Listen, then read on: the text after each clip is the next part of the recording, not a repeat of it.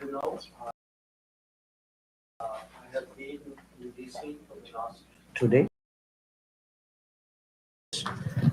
and the primary purpose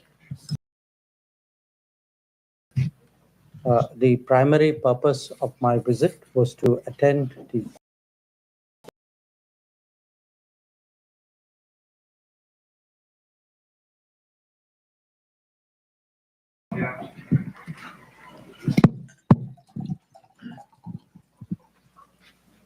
We'll first request Dr. Jaishankar to make brief opening remarks.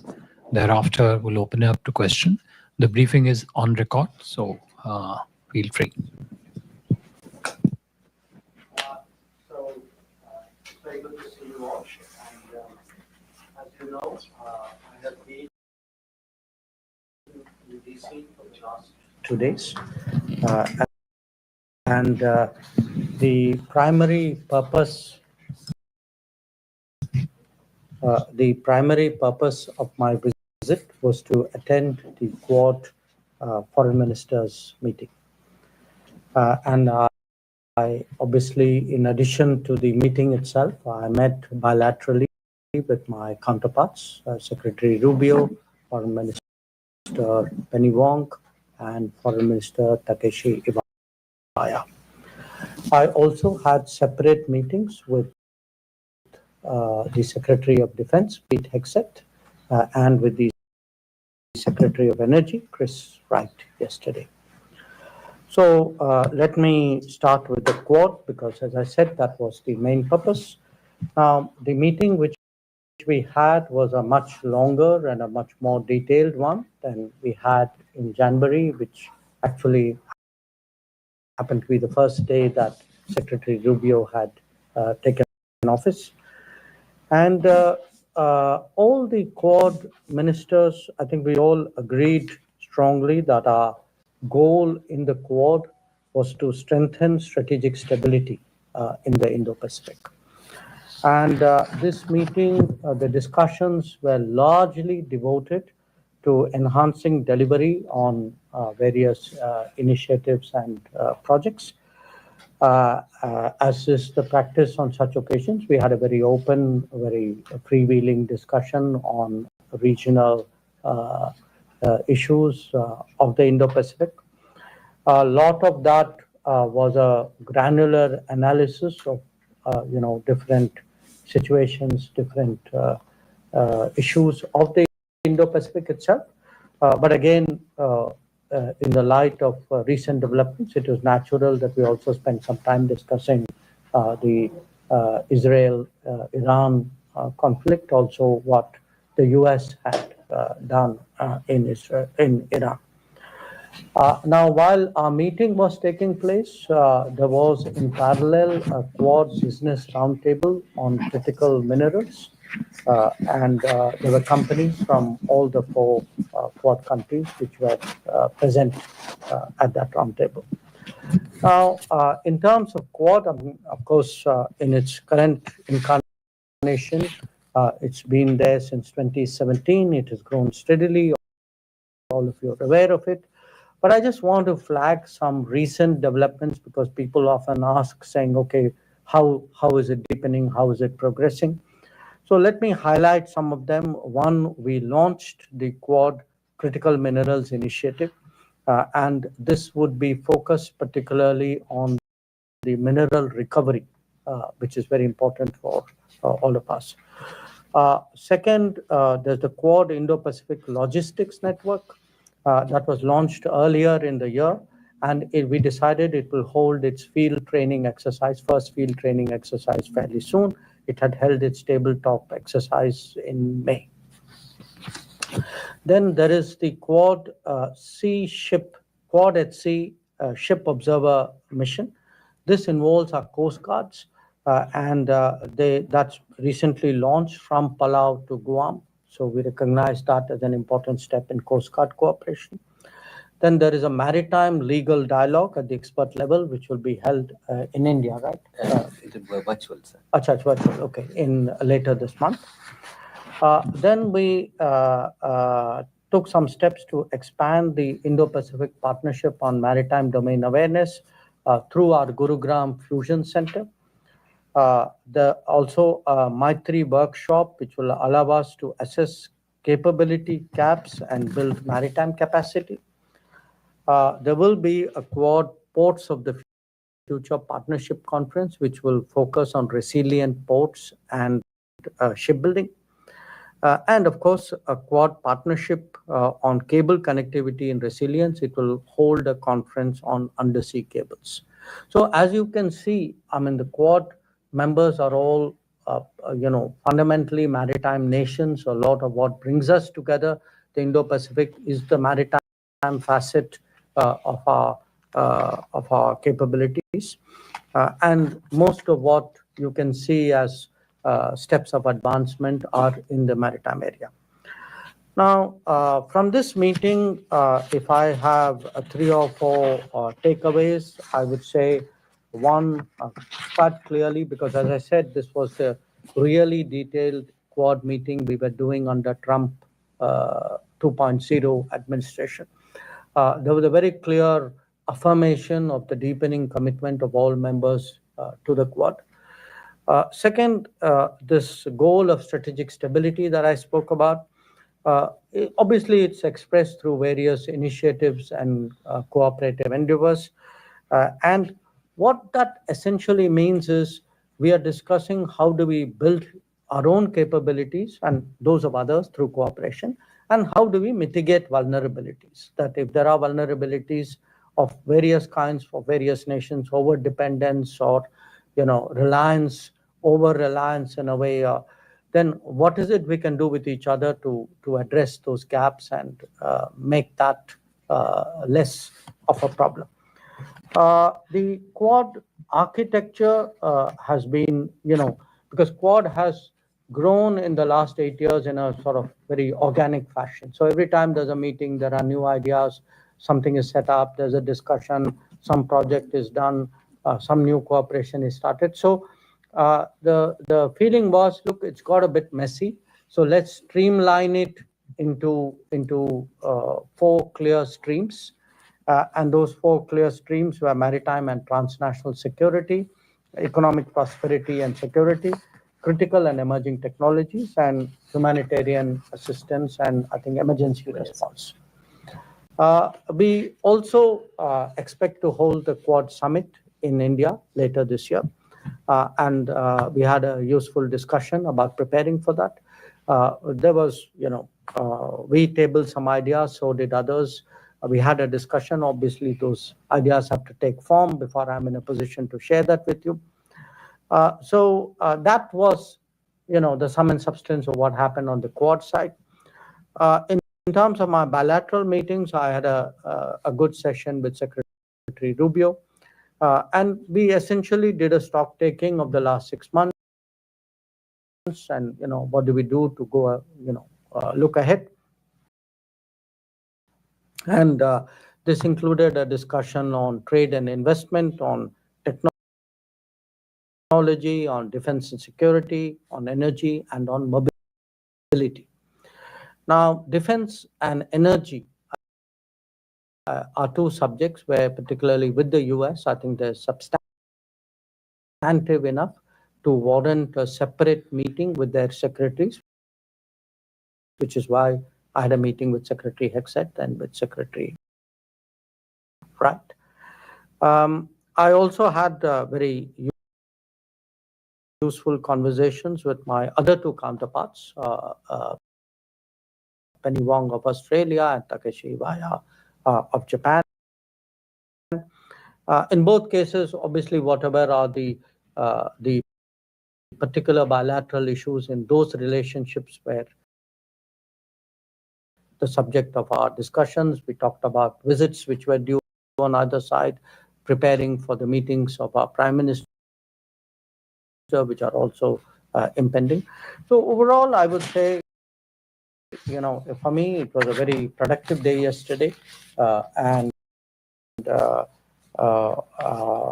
our, in terms of the evolution of Quad, I think it was again, a step forward, not just, I would say, in terms of a sort of another meeting of the Quad, but in many ways it was a sort of a house cleaning and a way of making it more efficient. We were self-auditing ourselves and saying, okay, how do we deliver better? How do we make it more efficient? So that's the spirit really in which we approached this particular meeting. So that's what I had to share with you. I'd be very happy to respond to any questions that you may have. Okay, please do introduce yourself by name before you begin. Foreign Minister, thank you. Shashank Matu with the Hindustan Times. So could you tell us a little bit about the substance of the Quad's discussions on the Pahalgam terrorist attacks as well as the Operation Sindoor? What was said to you by your counterparts from the other Quad ministries? Well, we had you saw that it was something which I spoke about publicly in my remarks. It's also reflected in the joint statement of the Quad Foreign Ministers meeting. And essentially, with each of my counterparts, I had shared with them the sense that look, the nature of the terrorist challenge, the fact that we have confronted it really over multiple decades, and that we are very resolved today to respond to it very firmly, and that we have the right to defend ourselves. I think that's something which not just Quad partners, but I think many other countries. I was in Europe. You had a lot of countries recognizing that. But what is important for us in the Quad statement, as also the statement which the Security Council had issued on April 25, is that the perpetrators of terrorism must be held accountable. They must be brought to justice. And that's important because we then have to communicate to the world that what we did during, on 7th May, the objective of Operation Sindoor is that if there are attacks, if there are terrorist attacks, we will act against the perpetrators, the supporters, the financiers, the enablers. So that message, I think, was conveyed with great clarity. Minister Saurabh Shukla, I represent News Mobile. I also represent Prasar Bharati and consulting editor of the Republic TV. Minister, Prime Minister Narendra Modi took a bold step post Pahalgam and etched a new strategic doctrine of India. There are reports even now that there are Pakistan-based terror groups which are continuing to plot terror attacks against India. There are groups which are active, which are openly seen, their leaders openly seen. What happens if there is another terror attack on India which is directed from Pakistan or financed by Pakistan? Look, nobody is going to answer that in the hypothetical manner in which you posed it. I think what we have communicated very clearly is we mean it when we say there is zero tolerance for terrorism. Now, and we also, if you look back at Prime Minister's address to the nation after the cessation of firing on 10th of May, there were some very clear messages which came out of that. So it's really for the terrorist groupings and for their sponsors to absorb and to reflect on those messages. Now, I don't think we are going to spell out if this happens, we will do that. I mean, no government does that.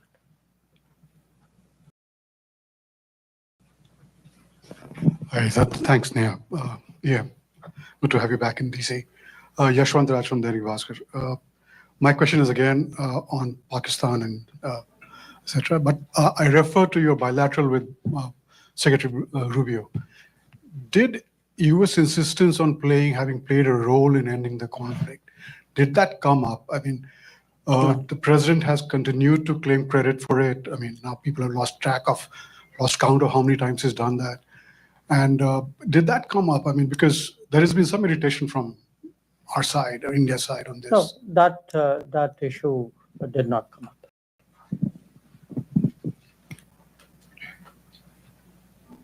Thank you for It's working. It's working? Yeah. Thank you, Foreign Minister. This is Vishnu from South Asian Herald. How do you assess the overall impact of the recent all-party delegations that returned to India? And have they contributed meaningfully in shaping global consensus on India's policy on zero tolerance and to defend its people against terrorism? And the second one regarding Quad, you mentioned yesterday that Quad has made substantial progress in areas such as maritime cooperation, logistics, education, and political coordination. Are there still any outstanding issues or concerns that India is currently discussing with its Quad partners ahead of the New Delhi summit? Thank you. Well, I have spoken about the all-party delegations in India, and let me again reaffirm that we have, we very much value and appreciate what they did. I think when I look at the engagements they had, the conversations, the impact that they had, it's very good for a country. It really serves our national interest. When you have a broad-based set of people who speak with one voice abroad, it conveys a strong message of national unity.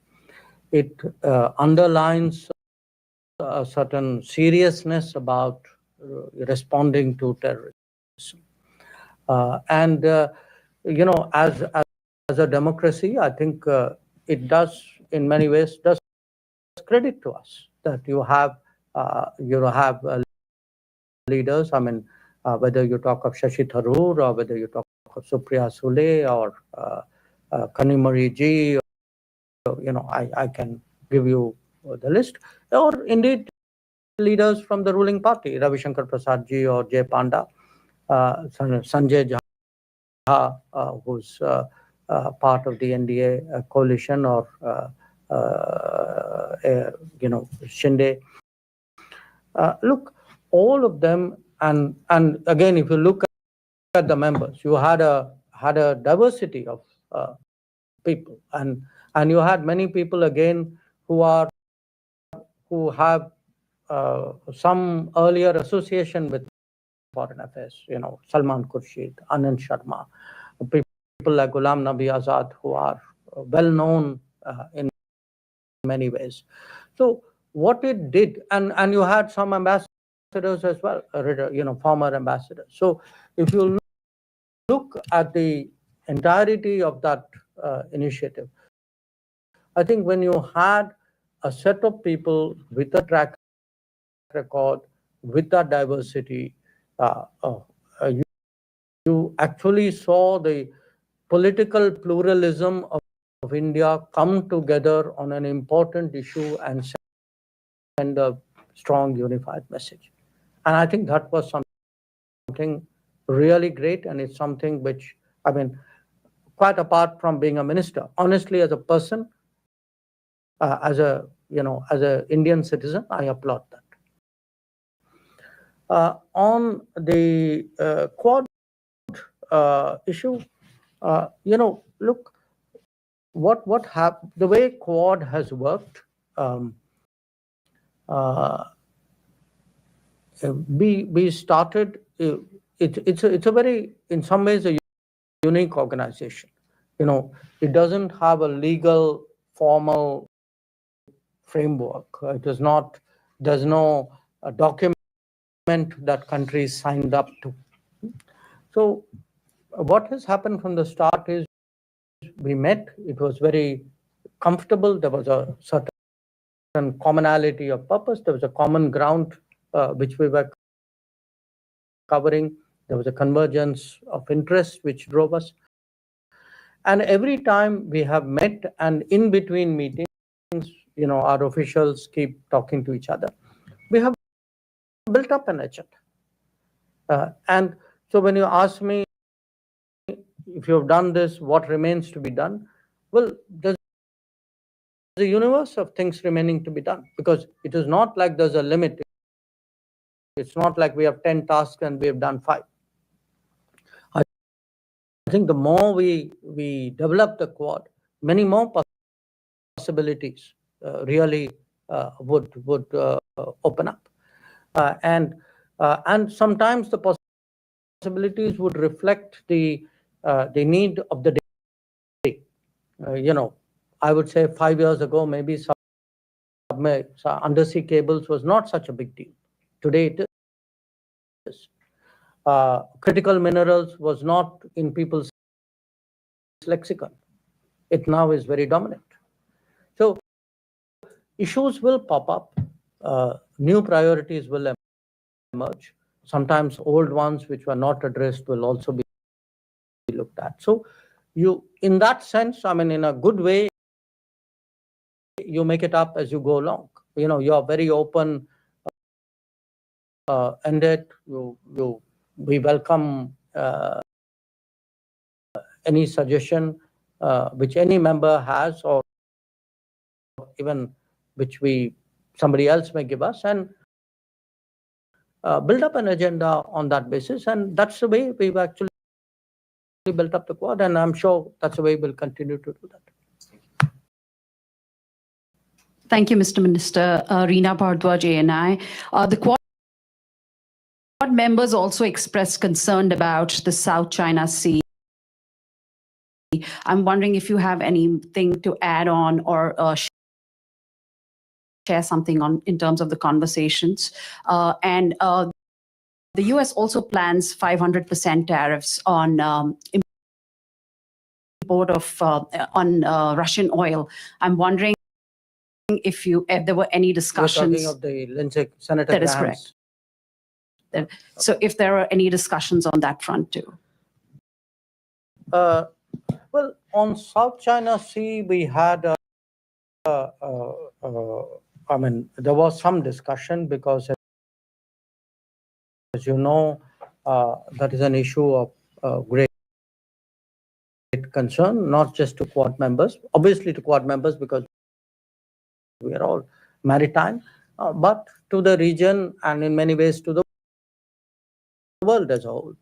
And a lot of the issue is really issues pertaining to UNCLOS, and there's been a tribunal verdict there, and the issue is to find a sort of a solution to the disputes which are there pertaining to that. And obviously the Quad members all have a shared interest, because for us it's a very important international waterway. So how to ensure that it stays calm and free of conflict is something which is a common priority. Regarding Senator Lindsey Graham's bill, well, obviously, any development, but which is happening in the US Congress is of interest to us if it impacts our interest or could impact our interest. So we have been in touch with Senator Graham. The embassy, the ambassador has been in touch. I think our concerns and our interests on energy security have been made conversant to him. So we'll then have to cross that bridge when we come to it, if we come to it.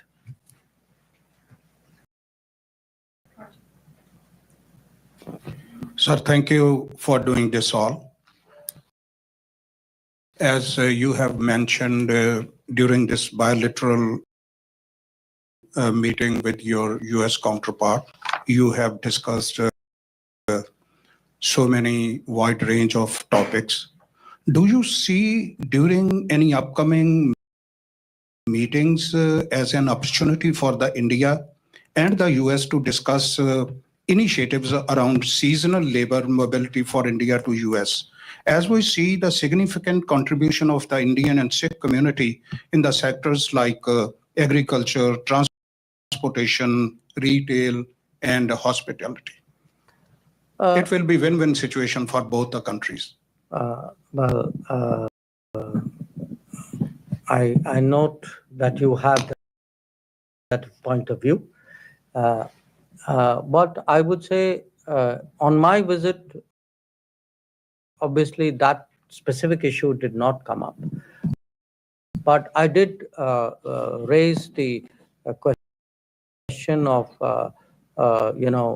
more efficient and smooth issue of visas, because I think that is a public concern in India. And as a minister, I obviously reflect the concerns of my country when I come to the United States. So I did raise that issue. But on the particular aspect that you mentioned, no, that did not come up for discussion. Thank you. Yeah, I can hear you. Go ahead.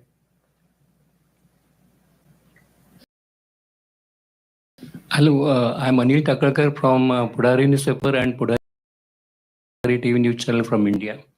Sir, can you elaborate on India's approach to balancing its strategic partnership within the Quad while maintaining its independence foreign policy stance, especially with the summit being hosted in India this year? Well, I don't see any contradiction there. So the question for me of balancing it doesn't arise. I mean, Quad is, to my mind, a platform, a grouping that actually reaffirms our strategic autonomy.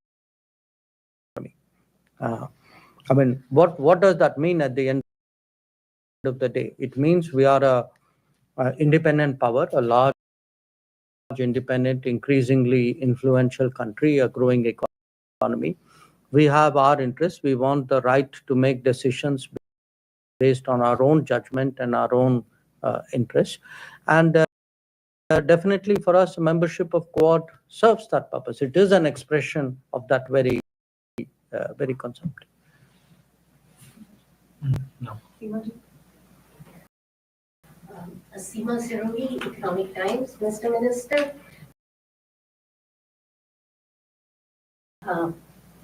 Yes, on. Given the military cooperation between China and Pakistan seen during the recent confrontation, is India more open to giving Quad more of a security dimension, like a little harder edge, as some have argued? Would India be more open? Because people say India is a little shy about that. The other question is about the 3 Quad members having various kinds of problems with the 4th, that is the US. Australia is under review with AUKUS, and Japan has been asked to do, more defense spending. They canceled their 2+2 dialogue. India has a host of political issues that came up in the aftermath of Operation Sindoor. How did that play out in your meetings? Does that cast a shadow? And one last chota question on China. We don't know where the Trump policy is going on China. If Quad's main purpose is to sort of create an alternative, and prevent hegemony by China in Asia. How are we supposed to understand what's happening right now?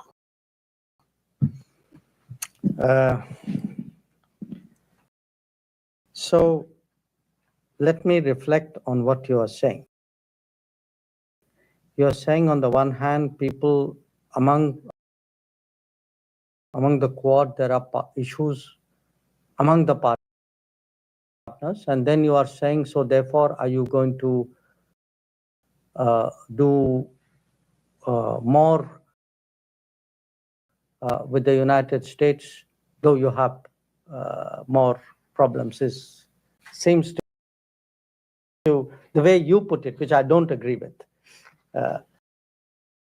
So just you may want to reflect on that. So here's my point. Look,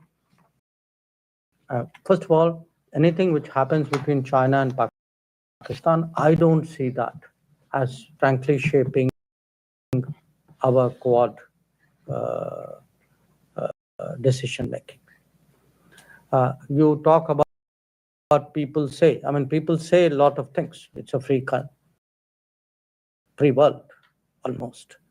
I can only